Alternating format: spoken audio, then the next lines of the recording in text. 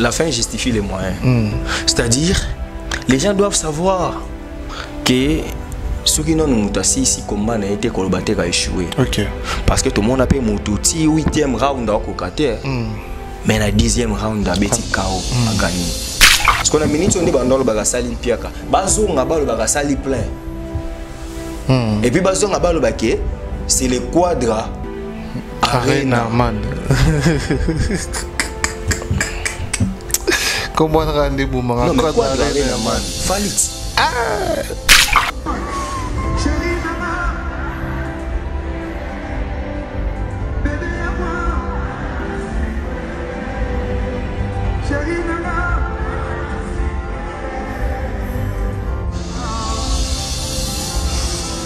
Pardon chérie, la tête à mon balinata. Pardon maman, mais la mon balinata. D'entre un jeune en 5 ans Congolais par respect. Tous les latés fallait comme à 80 ans le roi parle de Tumba. Pour tout reconnaître par respect, enlevez Fali dans vos salles polémiques. Fali azana conquérant na Congo te, azana adversaire na Congo te. Quadra sous les affaires. Quadra ya solo, Quadra ami, Quadra les vrais, ils a Fali.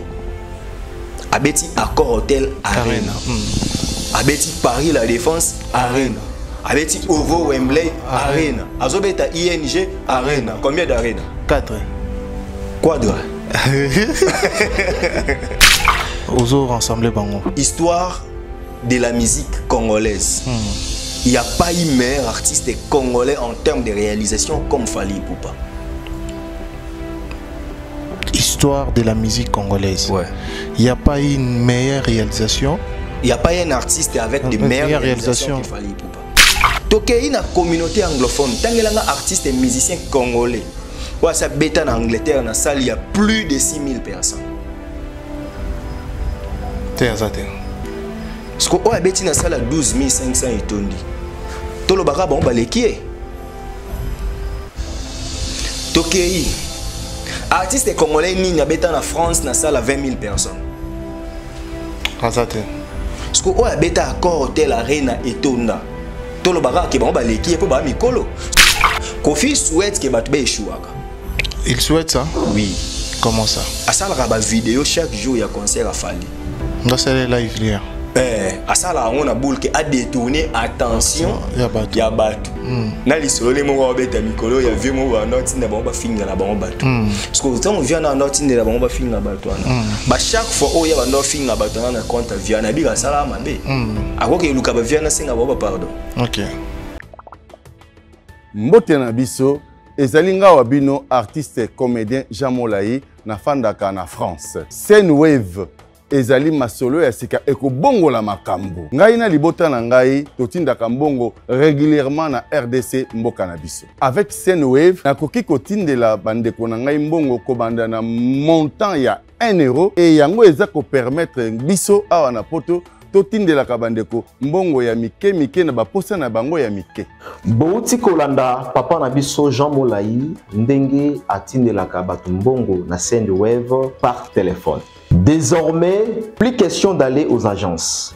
Onde konangai abelaki, o mama nangai azobela. Plus question ya kotelema na mulongo okende kotindela ndeko na yo o aza na Afrique otindela yembongo. Il suffit juste ya ko télécharger l'application Scène Wave. Okolanda ba détail oyo kotia po osala opération moto aza na Afrique azo mbongo na yo en toute sécurité et rapide. Très facile à utiliser. Au télécharger l'application Scène Wave, inscrivez-vous au Tieba coordonnées nayo et puis au sali opération na code promo ya Lokamba pour bénéficier les 10 € offerts. Wana ezali cadeau oyo topesi bino. Juste à partir ya téléphone oyo zango au télécharger l'application Scène Wave, okoki kotina mbongo na nzela ya Tigo Cash, Airtel Money, M-Pesa ou bien na agence ya Union Express oyo ezali esika bango bazali. Oyebi ki tozana ba moment oyo ya ba fête. Olingo tinde la famille na yo mbongo, olingo tinde la bandeko na yo mbongo. Il suffit juste ya ko télécharger l'application Scène Wave bakozwa ngo rapide. Na Scène Wave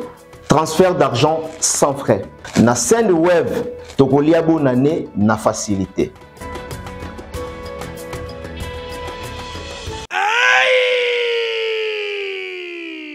Bana poto, bana Paris, bana mokili mobimba. Tala restaurant oye libiso bilubi ya kitoko. Yengoyo!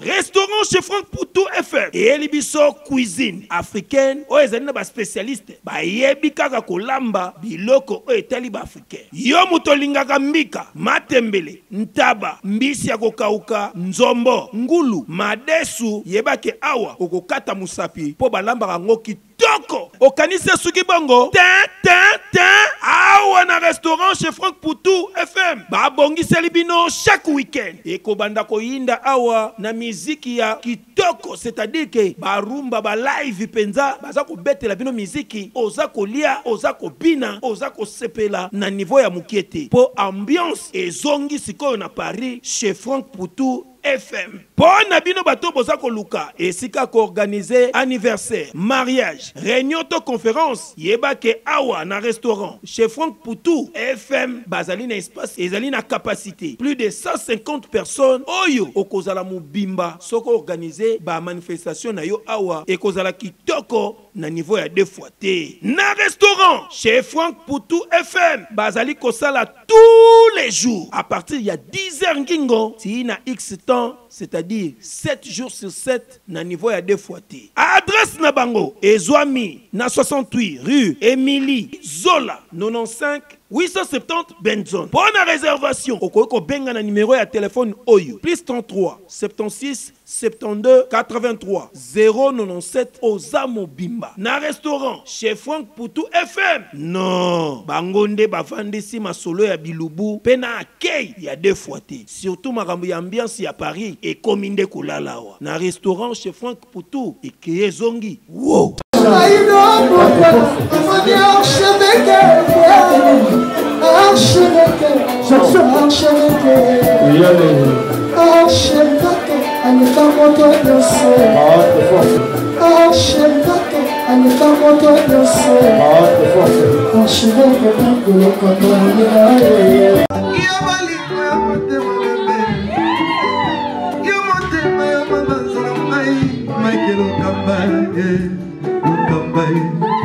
Michael Okamba,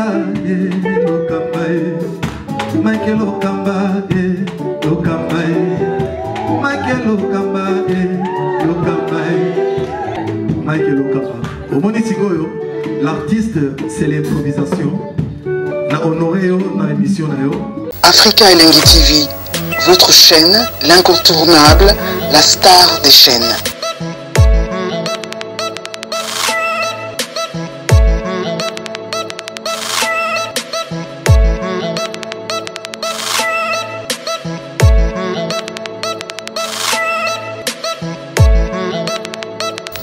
Africa Elengi TV, la magie de l'info.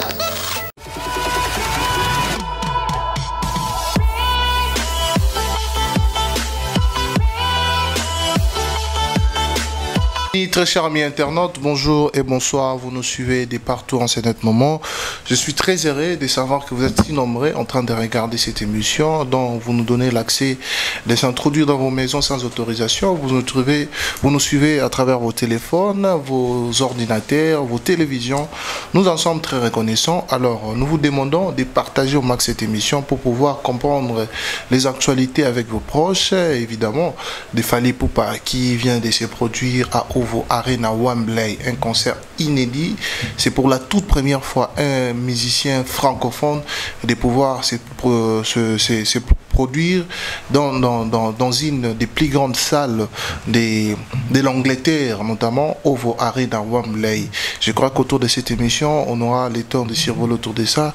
On va également parler de l'album Dynasty, de la chanson de Koffi Olomide, de la chanson d'Héritier Watanabe Oponanga qui a chanté pour je sais pas pour dire, tout mettre un peu pour le Bélango autour de cette émission. Alors nous vous demandons de rester branchés du début à la fin pour comprendre à la base que nous allons parler. Je suis très heureux de recevoir aujourd'hui Steve Kambanga. Je crois qu'avec lui on va parler des actualités par rapport à ce que je viens de citer. tantôt. Alors, merci à vous d'être branchés, connectés, scotchés, bétonnés, parce que vous avez rappelé, on a souvent mon monsieur Koti Bovandi, Botiki, qui finit téléphone, Botiki, Botira, émission Botara. Merci Nabino, Tunabino Mingi. Alors, à l'entrée de jeu, je dis un grand merci. Nabandego, tout au bas, Botala Bisso de partout dans le monde entier. Là, je vois automatiquement mon grand frère Jimmy Bella où il y a Mafeza depuis Paris que je salue affectueusement. Il y a mon grand frère depuis la Kenya, Commanda Poupou. Il y a Merveille Baramoto, la maman des Pounettes que je salue, que je dis un grand bonjour depuis la Kenya. Naibi et bientôt ma cousine Angela. Tu as célébrer un mariage, tu as célébrer l'ensemble. Un grand merci à maman Emiline Zemba et à tous les pépélés Ambetolo. De l'autre côté, je vois mon grand frère Marcelo Duf Noir, il y a Arla, la mère des jumeaux, et puis Chabra Kandjouzi, mon homonyme, et puis Nixon Boutique, Akata Mandefou, Atika Mandefou Bogar, on a pu choper Bambo Tebele et Orota Labisso depuis la Chine. Je suis avec Steve, Richard Tessa, Fongo Labisso déjà. Il y a invité Nabisso. Bonjour Steve. Bonjour Shadrach. Bonne santé. Kimia, merci pour l'invitation. Ouais. Tout ça, vraiment. On est flatté d'être encore invité sur ce beau plateau d'Afrique. Merci beaucoup, c'est le plaisir en tout cas partagé. Merci. Tout le monde est bien archidé kuna émission concept à Sika. Ah, ok. On a un concept moro parce que journaliste est en réalité un présentateur, c'est aussi un concepteur. On a essayé de concevoir quelque chose face aux candidats, donc une émission au monde en archidique on a invité Moussou et un programme na masola politique, mais invité bazaba candidat face aux candidats. On a tobeta plus masolo ya ba candidat. Quels sont les projets de loi?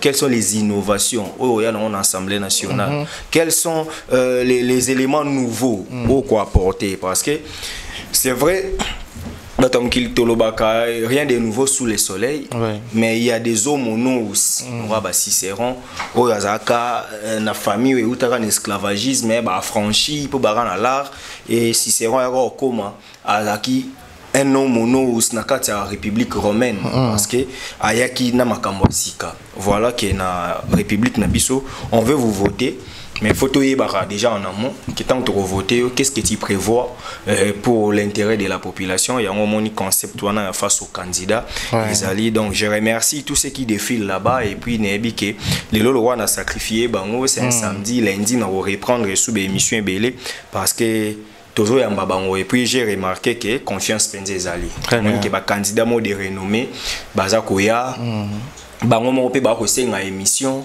baza ko solo la bien penza na émission tu sens la considération de ces programmes et ça lui so bien et autres d'abisora que tout ça encore mieux na archidique info. Très bien, c'est une bonne chose que je félicite aussi et la initiative en malam quand même. Aujourd'hui nous te recevons en tant que culturel par rapport à l'analyse nayo parce que ba te belé ba zolinga cerveau nayo tellement que ça pense beaucoup, ça fait sortir des choses pour certains ils sont inédits.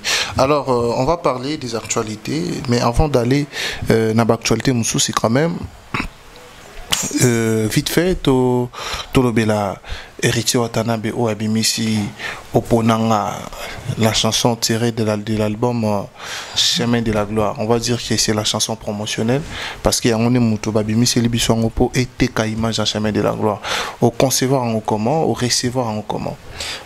C'est pas du tout nouveau pour Héritier. C'est un artiste qui aussi fait tourner son intellect. Parce que tant Tolobara, Batbakansara connaît des aigris, qu'on veut descendre les artistes, non. So salimam bien bien. Héritier c'est l'un des artistes congolais oyoyo et baramo ko calculer et puis azo sala effort alongwa Héritier moto eba ya ba 2003 2004 Héritier mo ya ba bitumba Héritier mo ya ba kiteti mo boye Héritier mo ya boye rasuki nini asala mo effort penza ke azali Héritier mo beke mututu akoki goyoka ye mututu akoki beta lisoro na e bien sotali na album précédent chanson promotionnelle n'est pas Nzembo Moro et ça les essais tout ça on analyse désolé pour mes quelques bêta baba solo ndenge mama amener bimaka wana ndenge salama scandale il s'est excusé auprès du public et asenga ba maman pardon na nzembo na ye ba femme o ba yebani na Congo et c'était quelque chose de bien. Aujourd'hui a une stratégie ya okumisela nzambe pour reconnaître nzambe oponanga tout ça en tout cas na la nino nzembo na mobimbate mais na landi be extrait on a landi déjà na yoki azotanga même ba David ba to nzamba pona tout ça.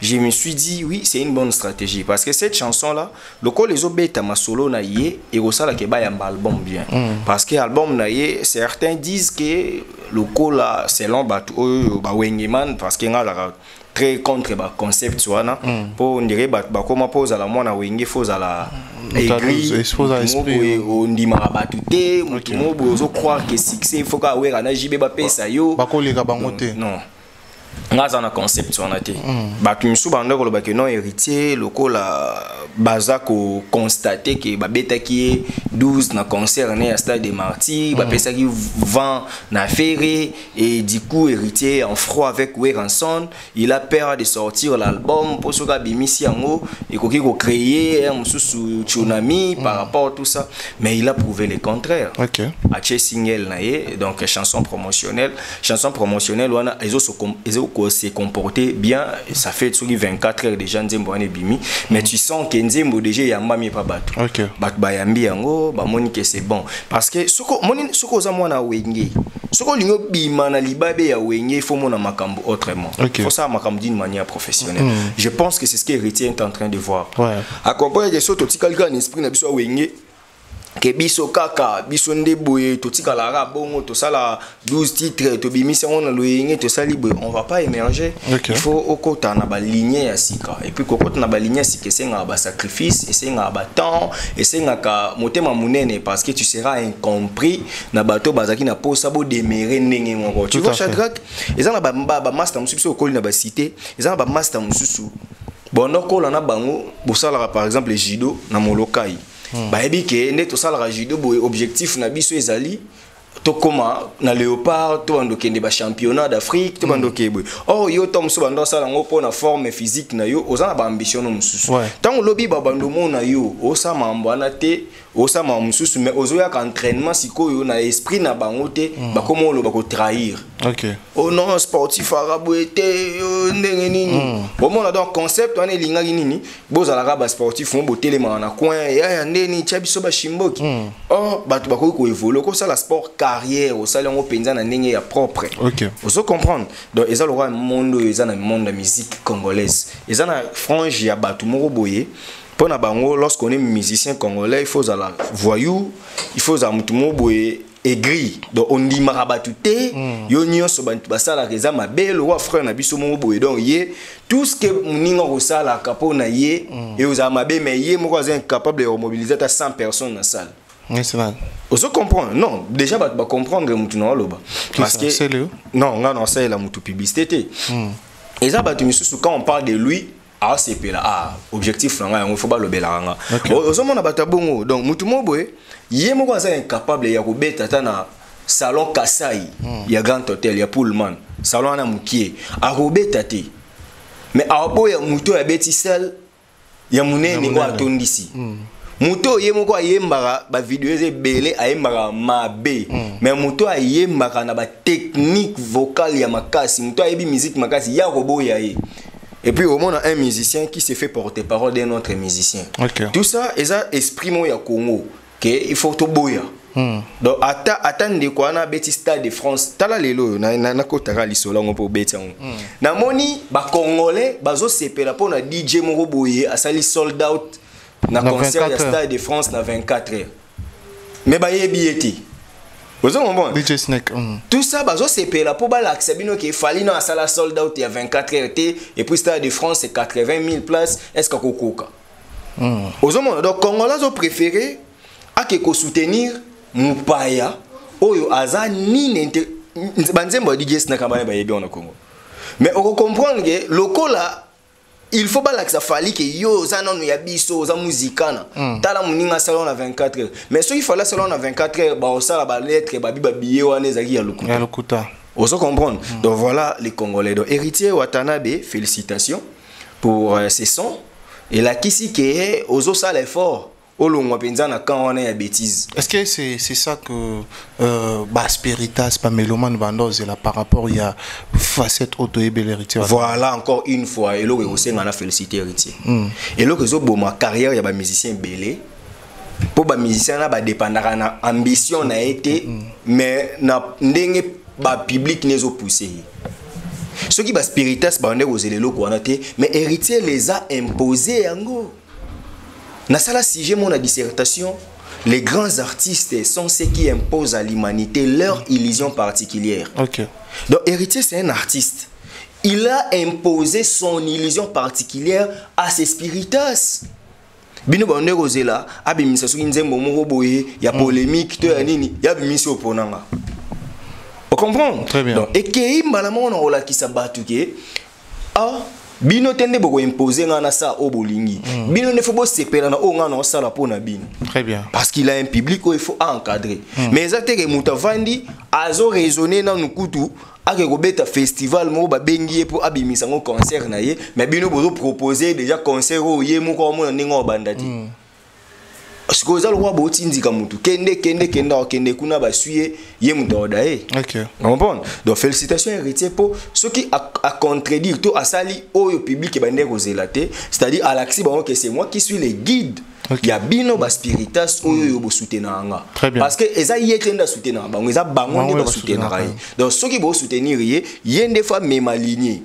Très bien. C'est lui le guide ya ba Spiritas. Très bien. Donc tant memi yango il a kisike ba ndeko ba Spiritas bolanda onga na osala yango nenzela na mona ke ma carrière na ngabi. OK. Mais ba tu misusu omona ola se concentrer même na promotion album mais bazo meme na ba polémique pour ba ke actualité na ye et dundi actualité oyo mais après a osani héritier vanda ki tembela lo bateti. A perda ni tant abimisi son et yokanité robato ba consomment ya ngona rosenga bandengo na ba artiste congolais bosala ka carrière te ya buzz carrière à buzz et ça la soki belé une semaine mais carrière longue et ça carrière ozo bimisa ba œuvre pour ba œuvre wana ndé ekobundela yo bon on héritier vanda ki wa 2023 mobimba sali émission te azoloba te nini te quand na page nazo poster évolution ba makambu na ye ba nini tant que bimisi son yango to lobelo ngoti parce que asale loko bat ba s'attendait na ngoti. OK. Boye beka ke nzembo ane ya kaka e oya ta musu chanson moko boye e bimisa ka liboso BM ayo bimisa désolé ba donner annoncer ba album mais lelo ayeli bino na nzembo ya nzambe. C'est-à-dire alinga la sabino que quoi que nous fassions nous demeurons enfants de Dieu. Très bien. Donc héritier reconnaît la valeur de Dieu. Parce que à comprendre ata babi que vieux soka pesinga coup de pouce te aussi mbate vieux te mais au moins j'ai un Dieu o aponanga o apona yé pour la musicien ils en nzambe quand il reconnaît ça n'est-ce pas que à sa carrière n'est bien. Ah bah oui au moins te que na wengango charge ya ba jeune etikala ka héritier parce que il est au moins le seul oyo na marché ya disque lisone betamara ya bien a oteka bon te faire teka tant abima sa dynastie tout le monde battait na Amazon na comment équiper na moi placement bien tekaki après lelo Shadrach oteka ba téléphone otie 100 produits tant ba téléphone et na curiosité ba sombi 10. OK. Obeti tolo moni muko liboso na teki 10 c'est que non tu es aussi là dans 2 jours non zongela sus au télémi après 3 mois oteki 5 téléphones aux en a 85 téléphones au échoué to gagné et échec alors ce que bateau ba otalanga tous a vraiment sérieux dynastie te kama wa pe beta ma wa tant mususu na oloba mambo yo bat ba kofinga mais to réfléchir bien. OK. Président fait rigola azamutu avant na rapé yé moko penza.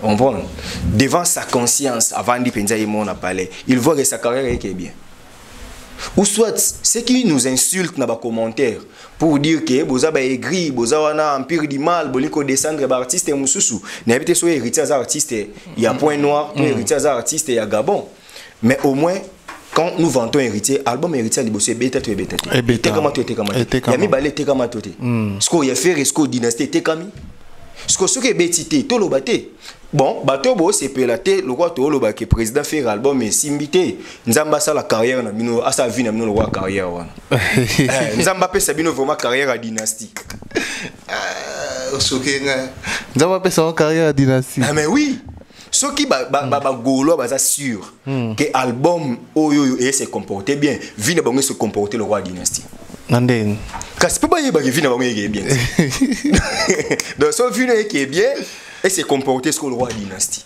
Ah, on a besoin de tout bordir.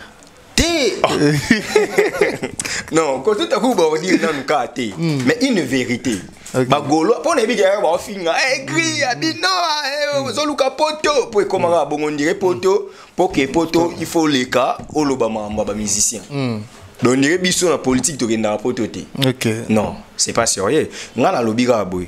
Tous ceux qui croient que l'album Dynastie est simbi et se comportait bien, Nzamba sa ngolu, vina bango, et bando se comporter le roi Dynastie.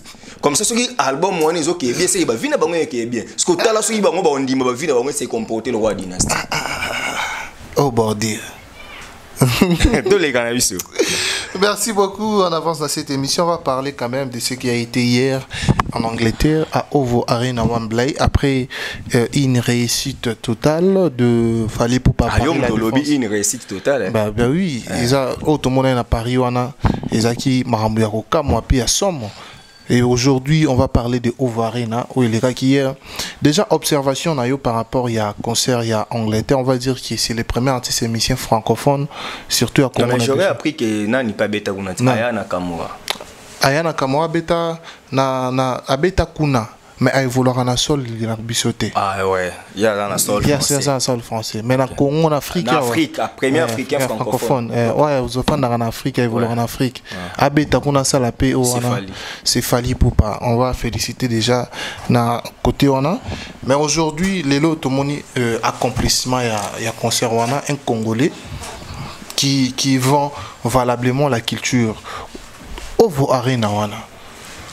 Qu'est-ce que vous allez commenter dans le concert wana après récit à Paris la Défense Arena?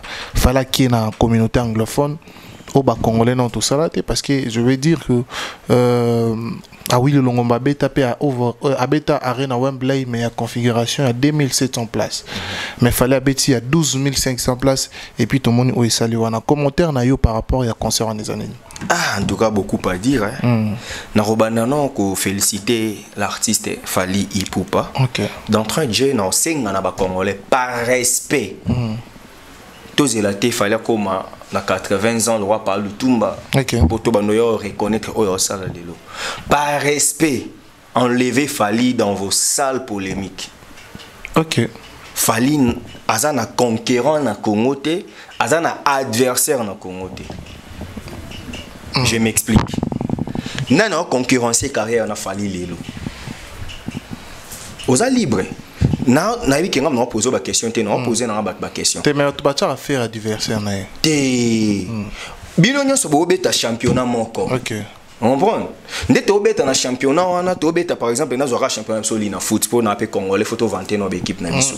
Na zui vraiment championnat na biso.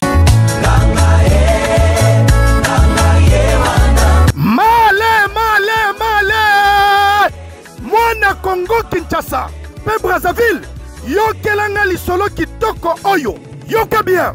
Église universelle, pentecôtiste charismatique, ministère des affranchis. Oyo kumba makana motonzambe, les prophètes messagers du temps, Emmanuel Dodi, ezali ko célébrer la fête du grand salut. Oyo, et ko salema 17 décembre 2023 de 15h à 18h. Noko Nyoso Oyo et Kosal Makaka Awa na liberté résidentielle 6e rue Avenue Révolution numéro 817 Yaka Awa Oyo Kamoto Nanzambe Ozo Eloko Betela Moninga Lisolo Kitoko Oyo Po Jourwana et Kozala terrible Awa na ministère des affranchis l'homme dit Tiko Tako le prophète messager du temps Emmanuel Dodi Azawana.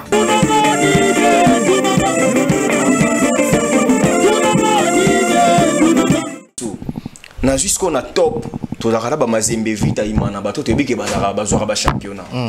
Est-ce que aux obligés faut comparer on a FC Kouya en termes ya organisation to en termes ya carrière. FC Kouya combien de lina foot? Bon, mais baza championnat moroti. Yo lingolo bake Real Madrid. Le roi betera championnat moko na Rayo Vallecano. Baza niveau mo baza na standard moko. Bien sûr que non. Donc Ferregola abetera Liga. Mais ça le roi Rayo. Fali pour papa betera Liga, mais ça le roi Real. C'est comme il m'a bima en Europe.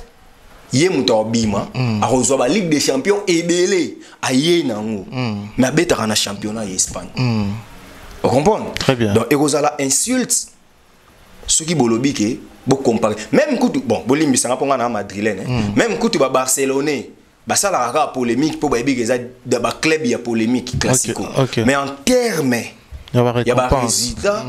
Barcelone en route des débat en réalité. Ouais. Vous comprenez? Donc Real a ça comment à niveau que ça la débat na ba club ya Europe où il y a l'équipe le roi ba Milan moi ba club ya Europe où il y a l'équipe na ba trophée pour sangisa ka bango mais bango bazwa privilège il y a kobeta na yé aller retour na championnat et on peut beaucoup na coupe du roi na faut pas beaucoup na super coupe mais cela ne veut pas dire que vous jouez le même jeu.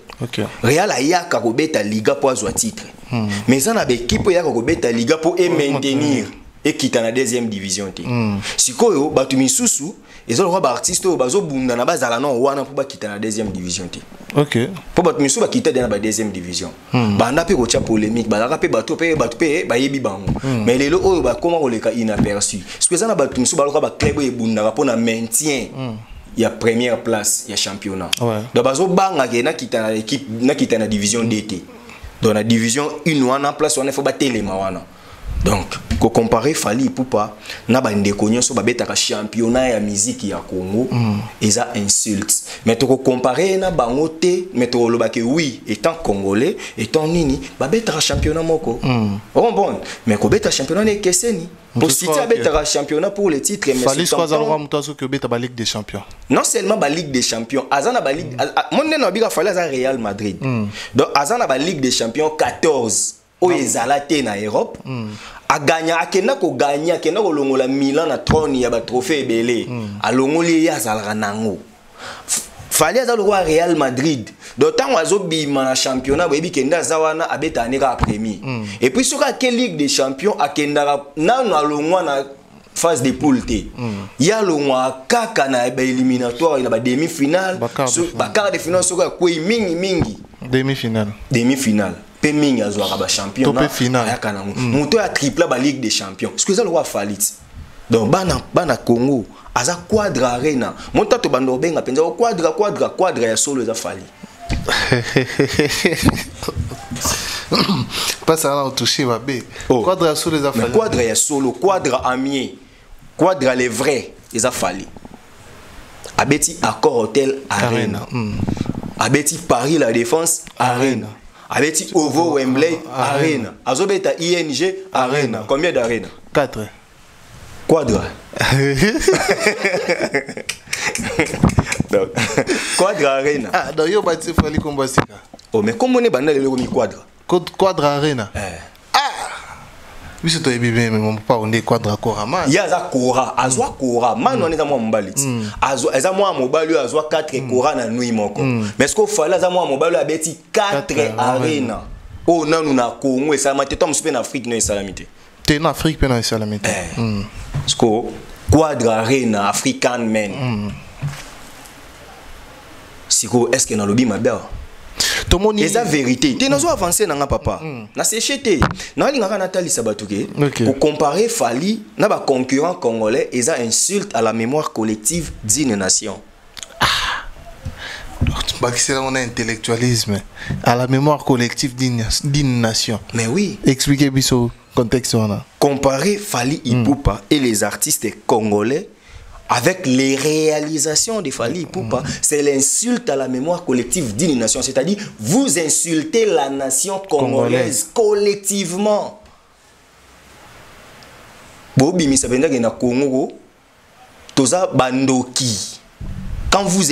quand vous évitez d'accepter que ndeko aza suna bisote papa na biso lo moko Jude Bellingham na Musiala petit na biso congolais comme allemand wana bando beta na école de foot moko nde bando beta na bagina ba master na bango est-ce que lelo ba master na bango bazo comprendre que Bellingham na Musiala ba likolo parce que yo bando bani poto bando beta na bango na école de foot moko tozo obligé to baga to à niveau moko non bien sûr si vous fallait roi Bellingham a utaki na championnat wana a utaki na école de foot école la musique ya Congo ya percé place à komi wana ba trophée kilika na age wana ba golden boy ba trophée azali susu na place wana te bino bo bando raisonner ka ya yo tozara na ye merci atiki bino donc comparer Fally Ipupa lelo ko sala analyse ko bando lukake o Fally bocha polémique na X ko cha polémique na Y c'est l'insulte à la mémoire collective c'est limité à sa génération ou aux autres ensemble bango histoire de la musique congolaise. Il n'y a pas eu meilleur artiste congolais en termes de réalisation comme Fally Ipupa. Histoire de la musique congolaise. Ouais. Il n'y a pas eu une meilleure réalisation. Il n'y a pas eu un artiste avec de meilleures réalisations que Fally Ipupa. Ok. Nako Benda. Grand Calais, Kabasele Jeff. Ba pero ba urbanisa musique na biso. Tala siko Grand Calais. À part Banzemone, félicité, Zoba Banzemone, Awangana Fandi, Zoba Banzemone, oh Guillemé, Zoba Vionande, Bamemela Rabiso Makambo, Bafongola Ranzela. Mais si vous avez une réalisation, un album, une scène, au moins qu'il déjà fallu aller qui côté wana. Pour falloir azur rumba wana. Ayembisa on munele. En anglais. Rêve à mener. On bon. Toleki, Seigneur Lei, Rochero Taboulei, l'artiste intellectuel, Abeta Olympia na 29 ans, premier africain Abeta Olympia. Fally Ipupa Abeta Olympia na 29 ans, c'est-à-dire record année ça ni. Vieux Azamakasi tellement ça a plus de 3000 chansons. On bon, vieux ça là album, mais en termes est-ce que la réalisation scénique vieux à kokisi biloko fala kokisati na ba réalisation scénique. OK pour ba album abeta album ba album a succès ce qu'on Fally Talasco Fally côté wana égala vieux pour Fally de 2006 à 2023 les 7 albums nyons sur album échouati.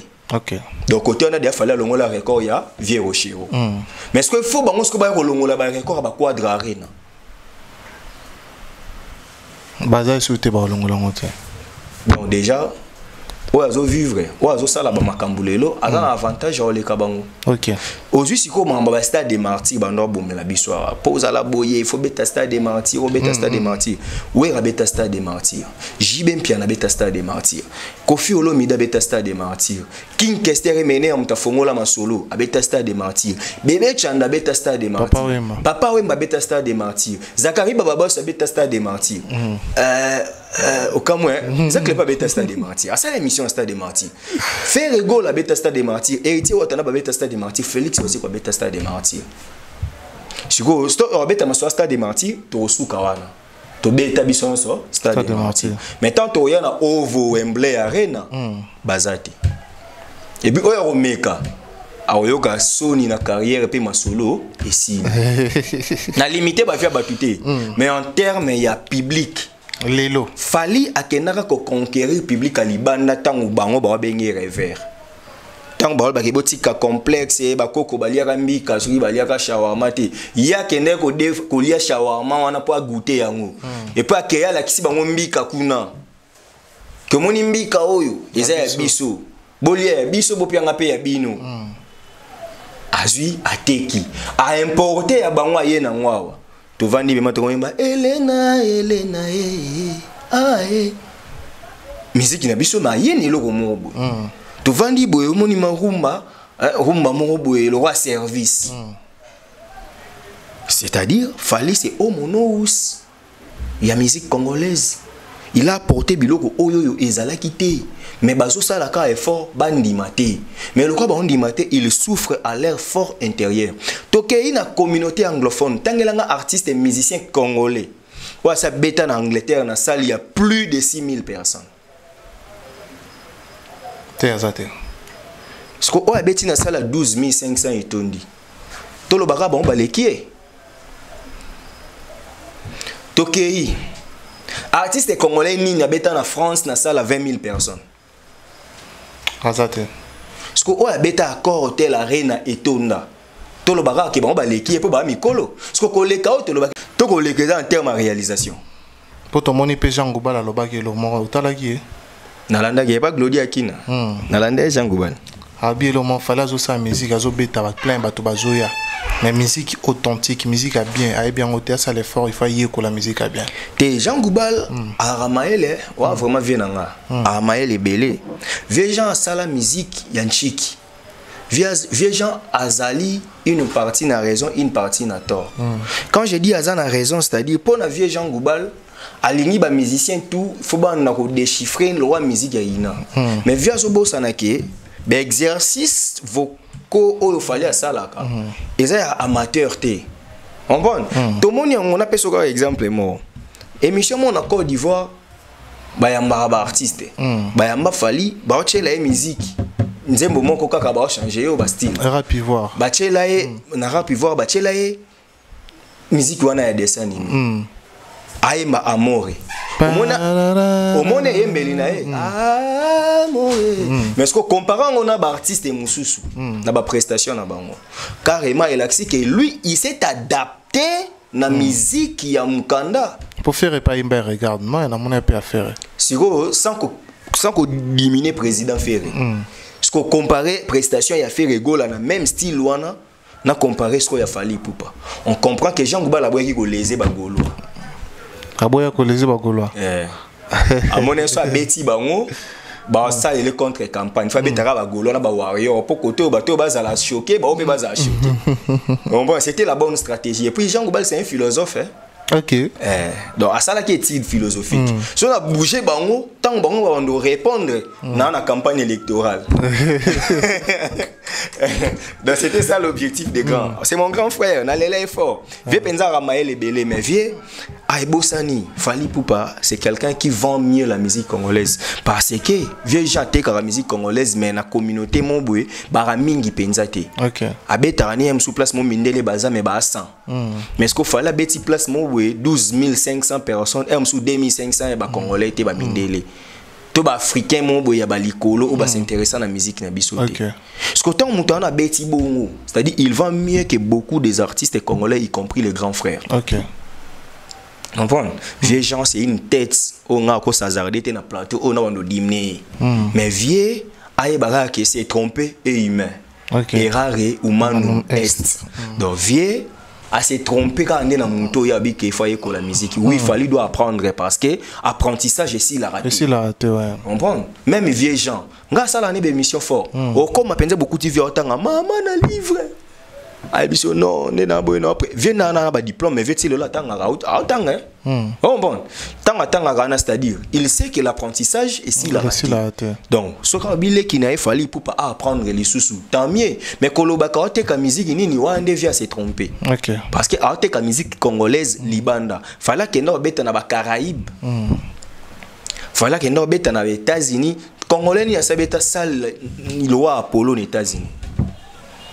Parce qu'il fallait mettre parce que musique yango bolinga teka il faut teka ngondeni parce que musique o azoteka musique congolaise yango na azoteka donc c'est-à-dire bandeko vieux gens c'est un grand frère on a ebi karamael belé et puis vieux tant alobi bongo na ebi na ke via cible ne batu misusu mais loko la vieux alingaka cause la muta partie prité on va alingaka tout abango nyonso bon et ke ka bongo parce que so aussi les artistes penzate ce qu'aujourd'hui en termes ya ba mayele ya musique au télémisi ba artiste mususu au télémisi Fally on comprend que Fally a travaillé so aujourd'hui quand nzembo Terminator so yebi ko déchiffrer ka guitare on comprend que nzembo ya na mayele belé on comprend et ça te que nzembo mo facile que don ka guitare té il fait travail. So si nous le roi Nissa, abana na sakade, abani na rythme, le roi Seben,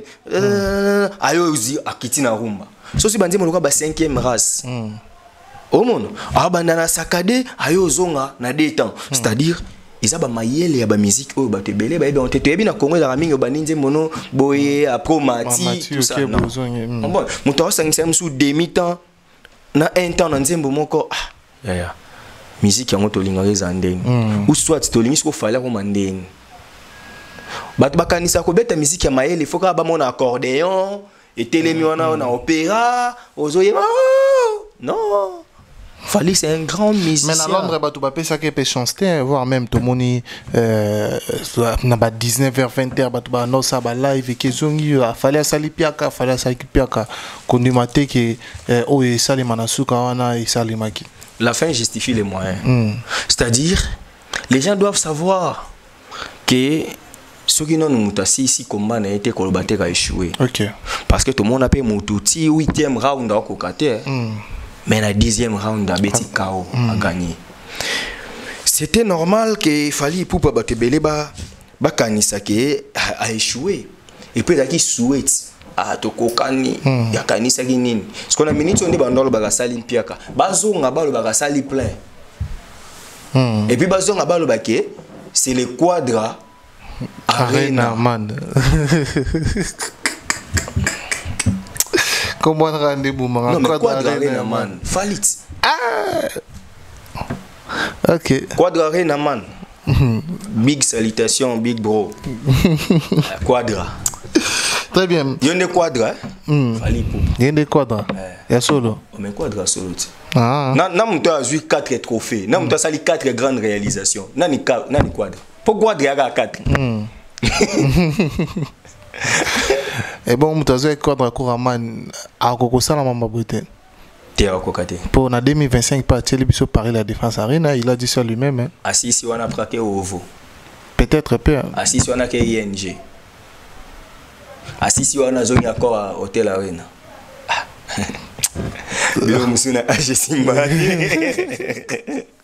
non mon vieux dans la Quadra c'est une légende vieux dans la Quadra c'est un grand artiste et musicien aussi parce que mon dans le bar Fali pour passer un grand musicien Kofi aussi c'est un grand musicien et Kofi c'est pas quelqu'un qu'on peut descendre à tout moment et ngai moi même temps dans le bar que Fali Quadra Arena man bata Kofi reçoit bango oh mon impolitesse créateur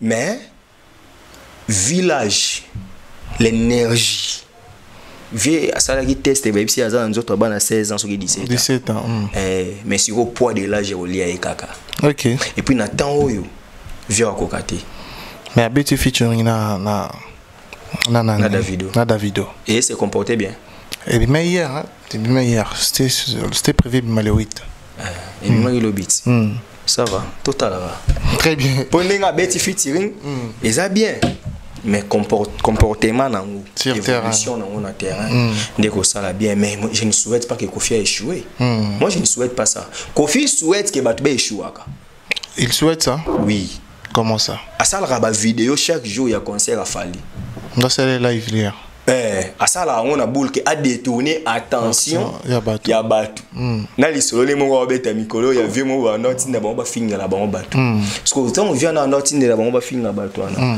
ba chaque fois o ya ba no finga batu na compte via na biga sala mabe akoke luka ba via na singa ba pardon OK via mifundi que via kola na ba problème kasi alaka na vie ni mo ando tinda bomba fingile bato et pas azaki na kati bato bando fingile bato ti jour mo boya ko changer boule aibisi viana or yo moni poano ke finga kete c'est-à-dire autant de fois o sala kawana ce sont des infractions ou à commettre c'est que yé patinda bato ba fingile bato yé parce que tant à comprendre que viana ando tinda la bango ba fingile bato c'est que pas ando tinda bana ba leki mususu ba fingile bato c'est mambo qui sinjo alobeza ya solo qui sinjo aloben avec abando tindai ba finga bato ba loba makamba muto ami placé yo yeba makamba na kisinjo ati na sana quartier la tente na sana quoi de émission mon ba 2014 na sana quoi de émission mon ba 2014 ouais et puis na jour papa mba kufaka ngam na zo privilège ça une interview parmi les bons il y a le meilleur Général Investment Service, une société d'un Congolais aux capitaux 100% congolais. L'une des rares qui vous offre une gamme variée de services dans différents domaines. Nettoyage des façades des immeubles et de tout autre espace de vie. dératisation, désinfection, désinsectisation, production de papier hygiénique, production de glaçons, spécialiste en logistique, spécialiste de l'immobilier, boulangerie, traitement des plaintes. Il met à votre disposition des camions-bennes pour l'évacuation des déchets et immondices. Le tout à des prix défiant toute concurrence. Contactez-nous au 085 090 19 99 ou au 082 79 92 076. Rendez-vous au boulevard du 30 juin, immeuble Virunga, appartement 6, premier niveau, Kinshasa, Gombe. GIS, le meilleur. On a bimi na palais, tout le monde avait peur, tout ça, bah raveur bêta des armes, mais attends on a un micro à sololi et puis bah surtout bah ba caméra, donc deux fois on a ça un élément OK. Et na ça une émission en 2014, à l'époque j'étais à Horizon 33, d'ailleurs ça année sur élément on joue papa Mbaku fi on dans côté YouTube. Donc vieux ceux qui s'injure à qui bando tinda batu wana qui s'injure on t'a justifié parce que nga penza na ebité que et puis na ndimité que na maela kofi a rotinda batu ba fingele batu. Ce qui a ça là, c'est un problème sérieux. Très bien. Mais na côté les nanou. Mais qui si je faut expliquer bien moi bien. Tu as expliqué les belé. Très bien. Bon muto avant nanan ko inda ye bien. Très bien. Alors aujourd'hui, on va dire après Fali na ma réalisation tout au Arosala. Artiste minini ya Congo na biso o azana sol na biso. Actuellement, alors qu'il y a relever des filles à modèle wana. Te faut abandonner nous pour te yeba kezai. Par rapport, il y a analyse et observation on a artiste vous avez parlé d'Héritier Watanabe, aujourd'hui on a aussi parlé de Ferrego là, il y a Inosbi et il y a grand P oui ranson automoni peut envisager que Kendo Beta les grands Wenge Kendo Beta Arena je crois en 2024 Arena à Paris. Ouais, viens Arena ouais accord Arena tout Arena à Paris la Défense Arena. Bonne chance Bavier. Ah, c'est que meilleur je souffle.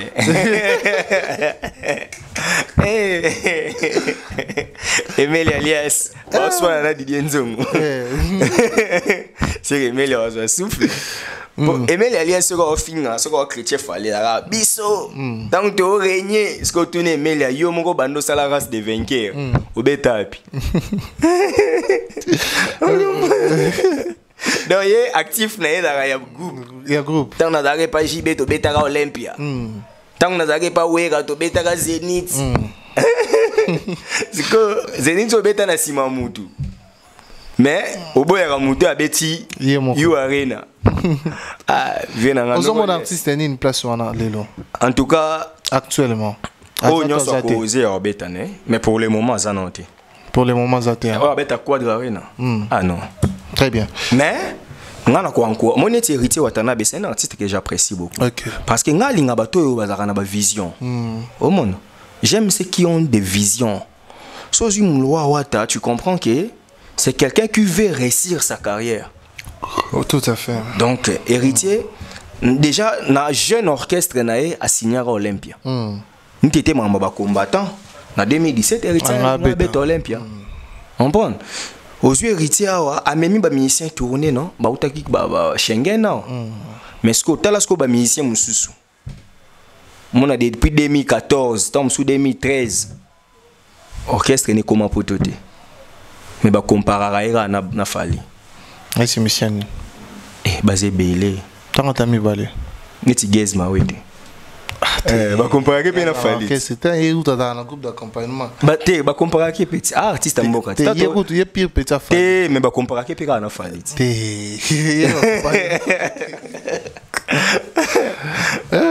ba musicien mususu ba la penza ke ya on a lobaki ke baza division moko mais ba na level monté. OK donc bo beta na bino championnat congolais mais fallait aza mazembe na bino bino mususu boza ba nani boza ba kuya te ba kuya banzaki mwena ba GSK mais boza championnat mo très bien mettons on lo baboué la plupart des et puis la championnat on a division 1 on a division 2 toi na EPF Kin donc batumisu ba cha makelele batumisu ba cha makelele wana babeta na Congo mais na EPF Kin na EPF Kin mais le quoi la musicien congolais batie EPK ok pour joueur abeta joueur congolais obeta wapi on a assez bandal anga joueur mais au comparé te na ouais abeta na Imana na Mazembe ali na foot vous comprenez très bien.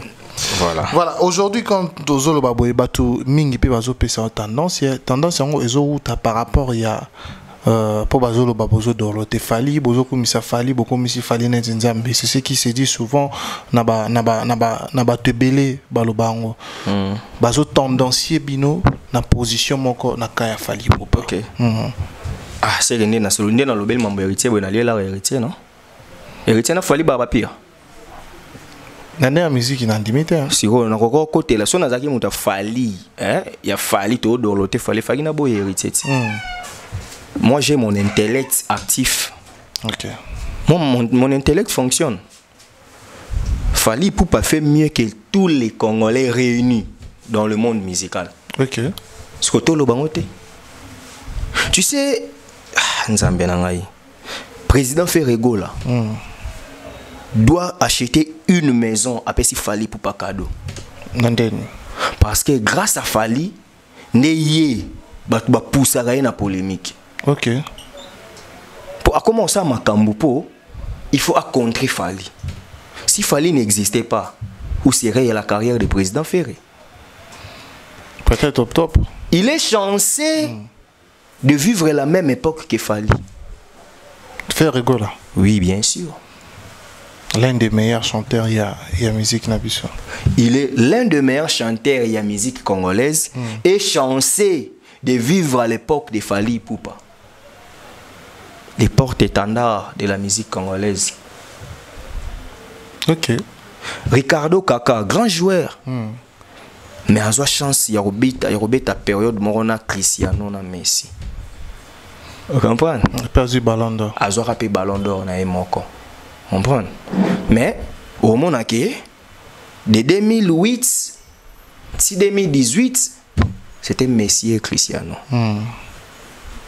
Vous comprenez? Tout le monde a battu le roi Zlatan Ibrahimovic. Ce que le roi président Ferré, alors Zlatan.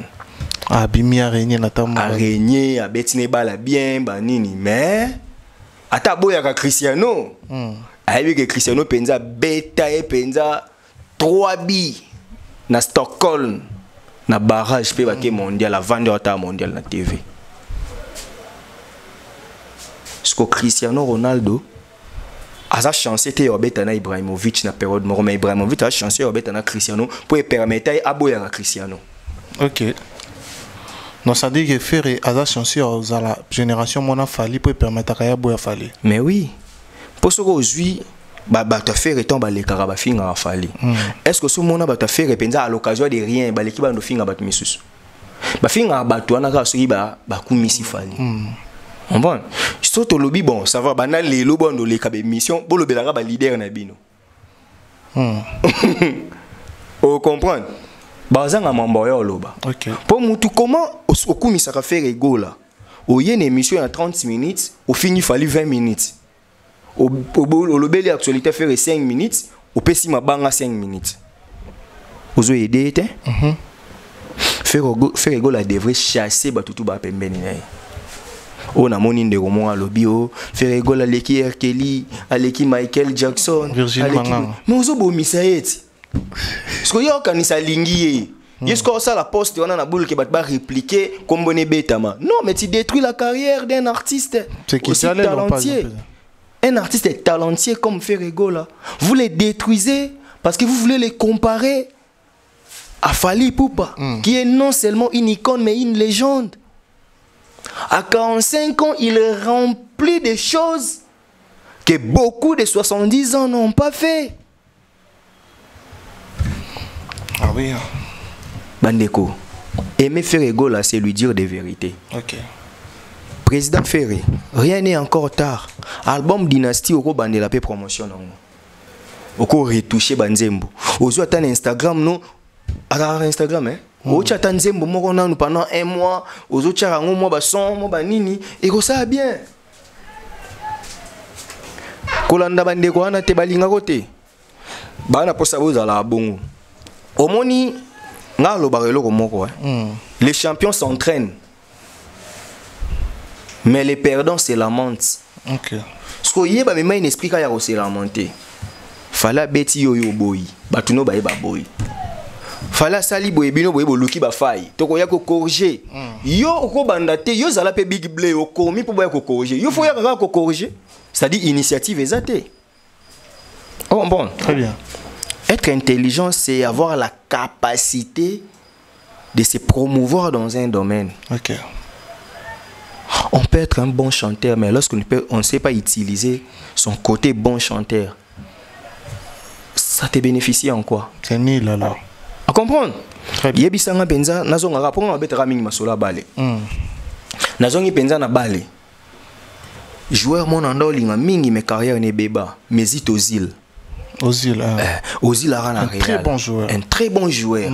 Mais à cause de moi qui est égoïste et moi indiscipline, moi qui t'ai à l'Ongwa Real à Arsenal. Arsenal a combien de Premier League? Mais na Real a la Liga. Et puis départ on Real les autres Ligue des Champions. On voit. Parce que c'est une carrière à Ozil. Tu compares on a carrière à Varane. Non. Alors qu'il a balle au pied. Varane on pousse en Ozil. Ça c'est vrai. Ozil, l'un des meilleurs joueurs. Mesut Ozil. Mesut Ozil. Ah, vous comprenez? Donc c'est-à-dire tu peux être talentueux. Les talents seuls ne suffisent pas. Il faut avoir l'intelligence d'appliquer les talents pour être bénéfice dans ta vie. Très bien, très bien. C'est ce que Fali a compris. Pour ceux qui pensent que Fali Ipupa n'est rien, soit du président Ferré. Nabi goye bien. So bo check caméra, bo check micro. Ferré go la yemba le roi nan. Ba yebisoni. Carlito. Merci. Et yebani, ce qu'il fallait pour pas yemba le roi nan. Fallait imposer un style. OK. Lelo, oyoka depuis ka yemba le roi fallait ata depuis ka yembi na ndenge na yemba oyoka ke o timbre fallait. Fallait za na style mon boeso yoge o fallait. Mais Ferrego là a absorbé na Carlito. OK. Parce que Ferrego là ba Emenkanu, ba Jos Diena, ba za na lignée à Carlito. Mais fallait za yemoko. Et l'Européen a regretté parce que carrière à soleil en wana. OK. Comprendre? Natangelo Fali Ipupa. Soleil wanga. Didier Lacoste. Fuji et Bolantin pour ba so ba na Zulu 20 mais so jusqu'au baya ya wana. Ce sont des gens qui ont plutôt apporté un style, une nuance au Esaïe qui pensait avant Bango. Ce qu'il fallait au Fali. Bon, mais ce qui président Ferrego la mais touché à Carlito. Fali a influencé même dans le style vestimentaire. Bon, les loyaux jean, fashion, nini. Fallait appeler ça et bah là relatama ma pesa ngo penza identité quoi bazora et na ba défilé c'est ça être un artiste ce que yo tant vandi parce que muta akangaka kota fort yo kangika côté fort grand chanteur bon chanteur pour gens ba la bi bon so baba bon chanteur bon ça va yo za bon chanteur oyemba bien mais koyemba yango ezo bénéficier nini na vie na yo pe ya ba congolais. La maman na chant mais yo kanité. Est-ce que nzembo ne oteka yo? Pas du tout. Ah, mais faut ça la maman na chant. Pe oyemi neni nzembo ne ko percer. So jusqu'au nzembo le roi service. Et kenda partout jusqu'au nzembo le roi boulevard. Pourquoi chambre à coucher zala qui y a plaisir? Les commis boulevard embouteillage à bambanda. Même ba musicien, même ba journaliste bébé ba bien honte. Mais c'est une bonne chanson. Et même wapi. Mais ce que ce Afsana. Tant tu vas répondre. C'est-à-dire, désormais, pour le respect de la musique congolaise, éviter de comparer Fali Ipupa aux autres artistes congolais. OK. Les concurrents de Fali Ipupa sont des Africains anglophones. Et comme babou na ba ibarema. Ba on disco ba conquérant. OK. Pour talaka nego moko boye alaka a poser un peu ba question na ba plateau. Hein, donc par mes gars to bien journaliste. Tant aurait ma bêtise na cérémonie à Ballon d'Or a publié mbala moko. Ye aurait ma bêtise. Boyo ki makelele. On dirait avant dans Nigeria pour baso makelele za itote. Au moins place vraiment comparer Fally. DJ wano bi DJ nani? DJ Snake. DJ Snake. A sali sold out na 24 heures. Ba tia ngo po ba yebisa biso ke conquérant Fally wana. C'est-à-dire na Congo conquérant Fally azate. OK. Merci beaucoup Steve. Je fallait à MBC ba musicien cette fois-ci ba lobité. Ba MB ba musicien ba MB. Nathan Mukala de longues jambes. Homme. Ata bolingo adimi. Sonne ba MB bongo. Jazz Kavula sepeli. Ah sepeli. Pour jazz là. Na pense Bakari pas sepeli. Pas Lingé Junior Mutu quoi poisson d'avril. Non, Doudou Kavula j'étais ça. Moi j'avais aimé la sortie médiatique l'autre fois de jazz parce qu'il avait dit des vérités. J'avais retrouvé les jazz que je connais. Non, il est obligé. Tu sais, Fally oblige les gens de dire certaines vérités. OK. Fally oblige. Et bien, les gens qui ont été parce que ils ont Fally. Ils ont obligé. Tendance, il faut ça là. Jazz a fait une affaire. Jazz a un camarade héritier. Ouais. Pour Jazz a master nanga. Na kin penda Jazz a master nanga. OK. Ayebi ke mamna lo boy Steve Andi suma mambo po nini. Bon. Jazz a ngana na ma vidéo à Jazz. Ta fait quand le baba tanga ba kombo na été ba nini ba lo ba mamna été na ba émission ba 2018 17 bon. Ouais non yeba. Aloba kutuya akansi nini RTNC ba sala ba promotion te ba tiaga ba papa mo boya poto ba la ta ba bilamba minene boy. Jazz n'est pas ami de ferré. OK. Jazz a master héritier. Jazz a une qualité. Aza obligé pour créer coin na bango mon boye ba tumbaka Fally pour créer les bango audience. OK. Biso ba tutondima ozala que a okobeta lisolo o ya l'aise a facilité. OK. On bon. Très bien. Pour et puis pour tes en réalité papa. Musala muka 4 ans que na kayu akokangote. Faut vendre na caméra aloba mamna et quoi apporter les muké. Très bien. Ça c'est bien. Merci beaucoup Steve. Je crois qu'on va acheter tout méga un peu comme ça à moi condensé par rapport il y a événement hier et je crois que Batu Balandio et Belé Lelo.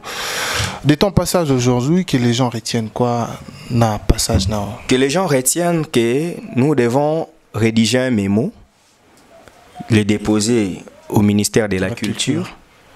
On doit ériger un monument pour Fally Ipupa, pour tout ce qu'il accomplit pour la musique congolaise.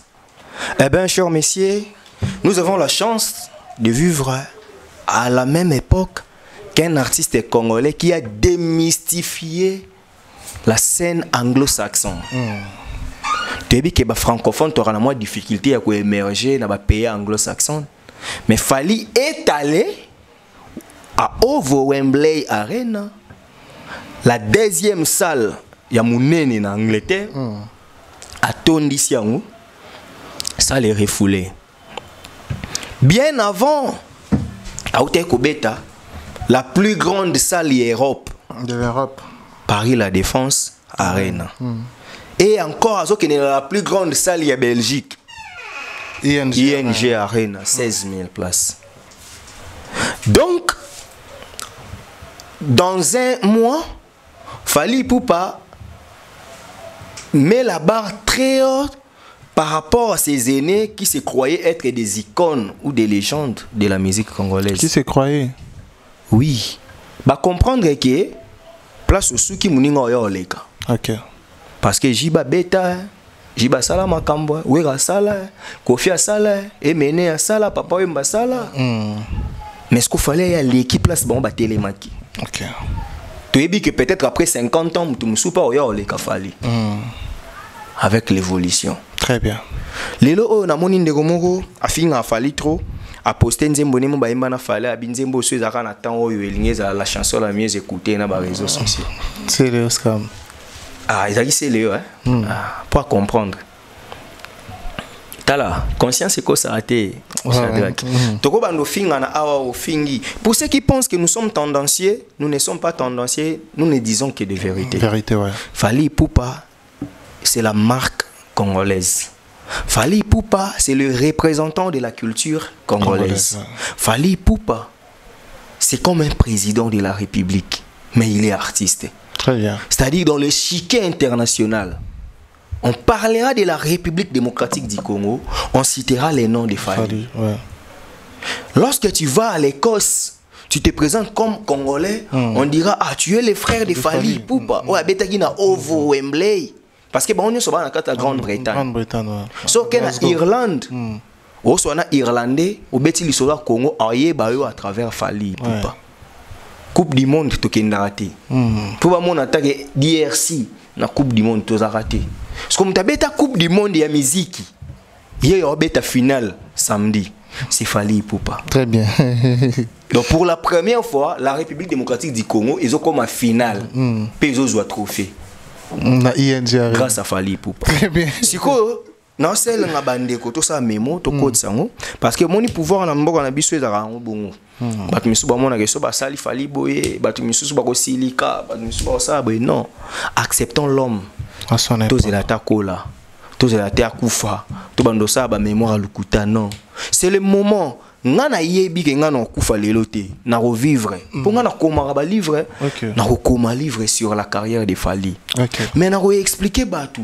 Un jour na mona teke batu mo banda ko ndimena mona malelo bo nzambe to yebi ke liwe ya kana ngo. Soki par malheur fallait kufi avant, tout le monde a scellé ya ko salé ba hommage.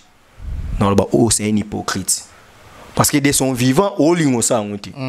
À ça là une fois ba nol ba falaza na nyak tout ça podium tout ça. Non mais vous devrez accepter votre frère. Ba Camerounais ba comment ko linga Fally ko leka ba Congolais. Ba Ivoirien. Ba Sénégalais. Non. Acceptons Fally nangonga oyo parce que bino nyonso boyeba ka ke musicien betaka na inde 3 musicien betaka na nini vis-à-vis musicien betaka soki na wapi na la Zamba na Milouz mais fallait au moins l'accepter no ke na siège à répétition te ya bat bakotaka na longwe non na côté wana oh paf na entrée au futaka 5000 francs pokota alongola non oh chaque samedi to se produire na Sébastien aboyane na uta ki peka wana pour y pas à kit ba betaka pe boy 5 sur 5 ba betaka boy azaki mais il a révolutionné la musique. Il vous a fait comprendre que tu peux être un bon musicien, tu peux être un grand musicien en étant congolais. Ce n'est pas dit que si tu es congolais que tu dois faire ce que les gens font. Du déjà fait, du déjà vu, on en avait marre. Maintenant Fally nous a proposé des éléments nouveaux. Oui, aussi, ma Bible est là, la bonne mère sait donner la nourriture au temps convenable. Et Fally, c'est la bonne mère. Il sait donner la nourriture au temps convenable. Pendant la période cruciale au RDC, mais Fally vous régale avec la musique. Et voilà, bah combattant les discours échangés. Macron a dit qu'on a bandolo, parce qu'on a Belgique pe comme na Londres penny. La force d'un homme réside à l'objectif qu'il détient et combien il s'organise. Très bien. Un texte qui n'est pas dans son contexte est un prétexte. On y bande retour, bah y a un texte bah désorienté yango na bolke bah baby sa opinion. Mais na bat ba moni ovo. Bat bande ko sala ba direct ka sala mpiaka. Na moni papa mo boya na lo ba rebelle. Abande ko lo ba ke ko simbate. Aya awa ezaboye salwana awa ba akomelama moni rema boy. Papa wana ko bota rema. Mais il s'est fait porter parole à Réma pour nuire à son frère Fally. Vraiment. Donc comprenez que Mouter Mabé et au fou la langue binoté, acceptons l'homme à son époque. Merci. Merci beaucoup Steve. Nous sommes arrivés pratiquement à la fin de cette émission. Je crois que Esengozaki Aroyamba Lelo Susu vous a produit trop demandé en Afrique et l'Ingi. Babone na biso pena ba message na bango na yo. Merci. Donc très bien. Alors, ba dédicace Lelo Zate. Ba dédicace eza nango ba meilleur V en tout cas na bandi na vie nanga Gauthier Bele, le roi d'Angleterre, mbote na yo. Le roi d'Angleterre Gauthier Bele. Ouais, meilleur V Mikolo qui mi biso. To le la nepse chadra ka ebige. Faut solo la mais solo la. Les rois. Les rois d'Angleterre. Gauthier Bele na pesi mbote, merci na simple mec donc Roland Vieboula na pesi mbote biso aux États-Unis d'Amérique. Na pesi mbote comme ça na ya José Mulumba, le Bogard de Birmingham. Na pesi mbote na bateau tout en tout cas bo soutenir na biso. Vous a tellement ébélé et naza pour ça penza Bochabisoka à poids. Odette laisse à la Megan depuis Suisse-Irlande. Papi Dedas, donc Papi Dedas, Kambanga na pesi ombote depuis Suisse. Na moni da bokutani na Paolo Standard, na sepeli bokutani déjà et ça l'a bien pendant ba séjour na bango na poto. Na pesi bino mbote vraiment boza tellement ébélé mémé Sifa et bino nyonso. En tout cas, sans oublier personne. Précieux Kambanga, Chris Love Kambanga, na pesi bino mbote. En tout cas, papa vous salue mes enfants. Donc que Dieu vous bénisse. Très bien. Merci beaucoup. C'est la fin de cette émission. Je pense que vous allez vraiment na isengo ya kota la biso uta na bandeli tutoro minasuka to singa bino pour partager les biso émission avec vos projets que vous allez isengo mingi et puis de commenter s'il y a des suggestions. Si vous aimez ce que nous faisons, alors n'hésitez pas de liker et de nous apporter de très bons commentaires et vous allez vraiment isengo mingi. Alors c'est la fin de cette émission. À la prochaine. Bye bye.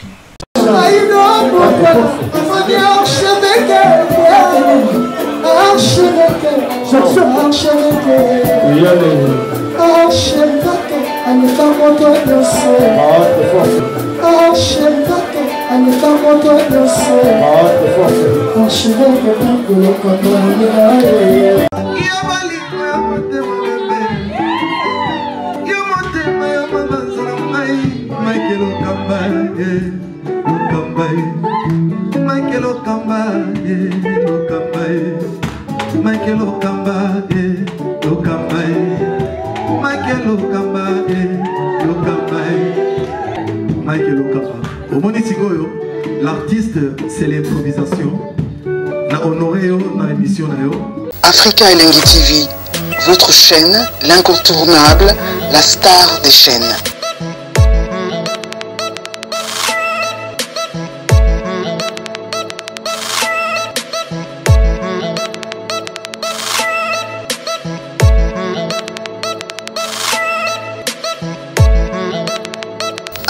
Africa Elengi TV, la magie de l'info.